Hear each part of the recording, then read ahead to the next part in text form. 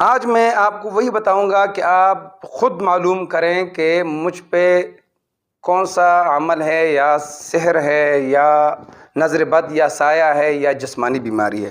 بہت ہی آسان عمل ہیں، آپ توجہ کریں اور اس کو آزما لیں۔ تین اعمال جو ہے، تین طریقے میں آپ کو اس ویڈیو کے اندر بتاؤں گا۔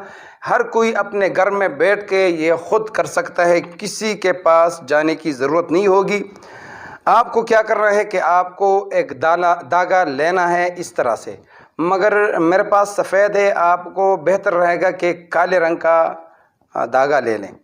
اس داغے کو لے کر جو مریض ہے ان کے پیشانی کے بال سے لے کر پاؤں کے انگوٹھے کے ناخن تک 7 مرتبہ، ایک دفعہ آپ نے ناپ لیا یہاں تک، پھر دوسری مرتبہ یہ پورے قد کے برابر جو ہوگے،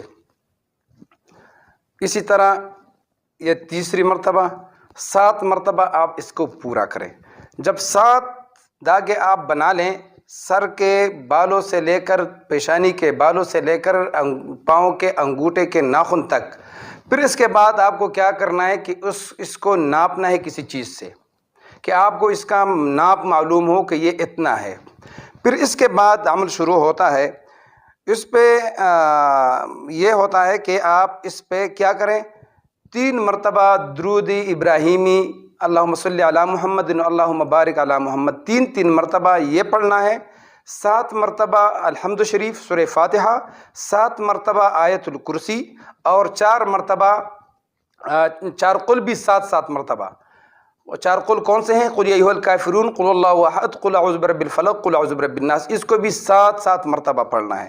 جب آپ ان پہ ان کو پڑھ لیں تو پھر اس پہ دم کریں۔ جب دم کریں تو اس کے بعد جب آپ رات کو سوتے ہیں تو اپنے بستر پہ کمر کے نیچے رکھ دیں اور سو جائیں۔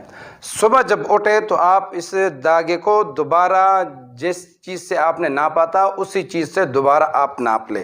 اگر داغا کم ہوا تھا تو سمجھ لو کہ آپ پہ جادو کے اثرات ہیں۔ اگر داغا اپنے ناپ سے زیادہ ہو گیا تھا جو آپ نے رات کو ناپا تھا تو سمجھ لو کہ آپ پہ نظر بد یا جنات کا سایہ ہے۔ اور اگر اسی طرح تھا جتنا آپ نے ناپا تھا اسی طرح تھا تو پھر ڈرنے کی ضرورت نہیں ہے۔ آپ کو جسمانی بیماری ہے، کسی حکیم یا ڈاکٹر کے پاس جائیں اور اپنا علاج کروائیں۔ ایک تو یہ ہوا۔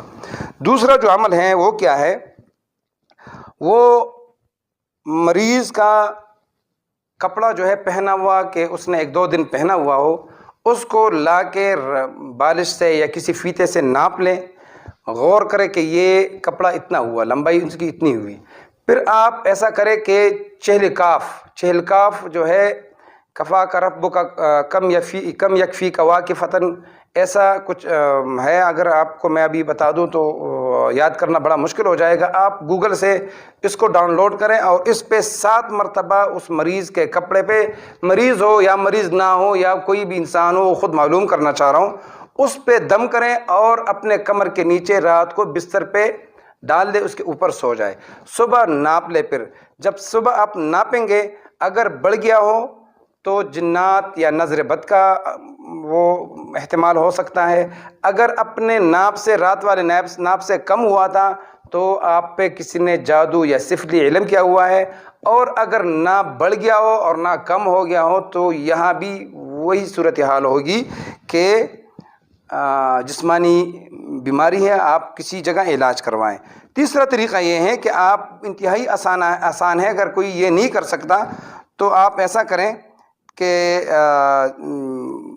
چینی لے لے گھر میں تھوڑا، اور اس پہ حروف مقطعات الف لام میم، الف لام میم صاد، الف لام را، یہ اس پہ دم کریں 7 مرتبہ اور مریض کو کھلا دیں۔